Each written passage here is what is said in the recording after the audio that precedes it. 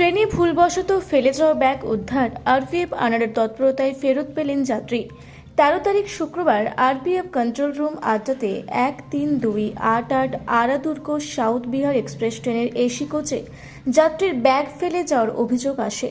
আনাড়া পোস্টের ASI SK Gautam ও স্টাফরা সঙ্গে সঙ্গে অভিযান চালিয়ে A2 কোচ থেকে একটি কাগজের ব্যাগ উদ্ধার করেন। পরে অনির্বাণ বৈষ্ণব নামে এক যুবক পোস্টে এসে জানায় তার বন্ধু ভুলবশত ভুল ট্রেনে উঠে ব্যাগটি ফেলে গিয়েছিল।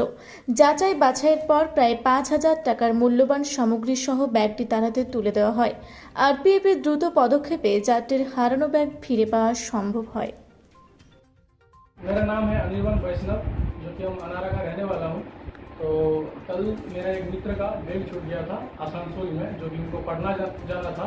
वो एक दूसरा ट्रेन में चढ़ गया था साउथ बिहार के नाम पे।